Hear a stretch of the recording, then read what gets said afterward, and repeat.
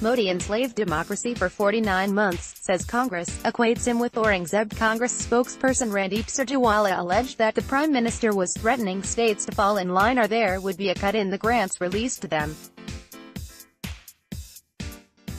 New Delhi, the Congress equated Prime Minister Narendra Modi with Mughal Emperor Aurangzeb on Tuesday, alleging that he had enslaved democracy for the past 49 months.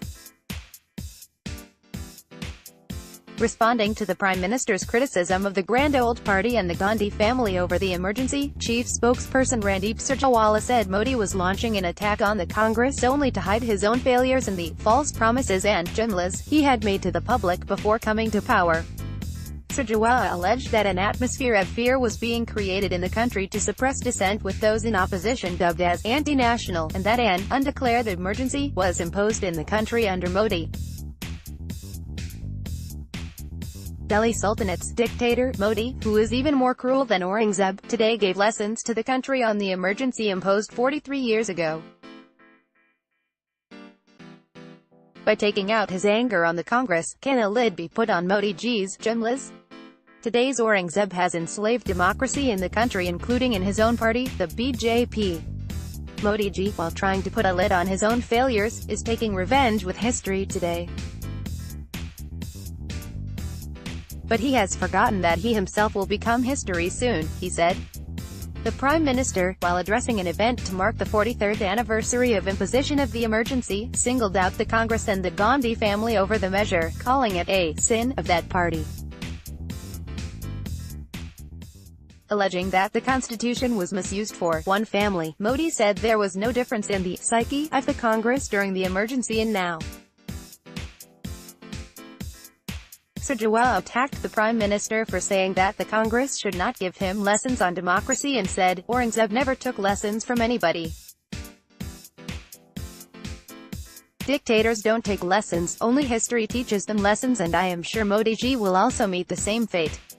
In an apparent attack on Vice President M. Venkaiah Naidu, the Congress leader said, unfortunately, if those sitting in constitutional positions will also murder, Maryada, and set traditions, then people's faith in democracy will be hurt. Surjewala alleged that the Prime Minister was threatening the states to fall in line or there would be a cut in the grants released to them. There is an undeclared emergency in this country for the last 49 months with opposition suppressed, and PM Modi himself following those who give death and rape threats to anyone who opposes them, including BJP ministers, he said.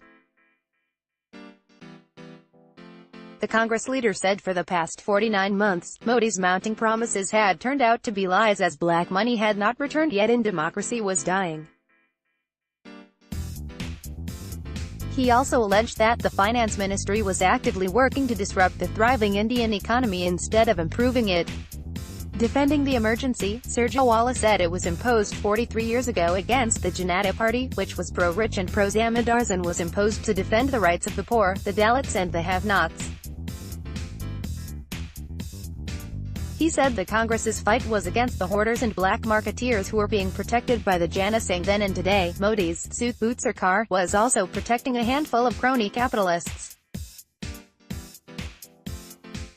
He added that the Indira Gandhi government in 1975 fought a war against poverty and gave access of banks to the marginalized. Will merely hitting out at the Congress help provide 2 crore jobs per year to the youth in the country? Will attacking Congress help bring in black money into the country, and will violence and atrocities against women and Dalits stop? He asked. Congress MP Ahmed Patel also asked if the government would apologize for the undeclared emergency. After 4 years, fear of losing 2019 elections is haunting the government. Will they apologize for the undeclared emergency for last 4 years?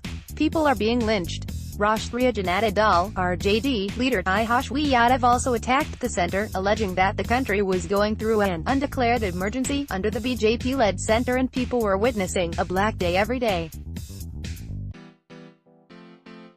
Taking a jibe at the Black Day celebrations organized by the BJP, he said, if the BJP really wants to celebrate a Black Day, it should do so every day, as the people have been suffering under its rule for the last 4 years. There is agrarian distress, rising unemployment and soaring inflation. Besides, our relations with the neighboring countries are in a bad shape and our borders are not secure.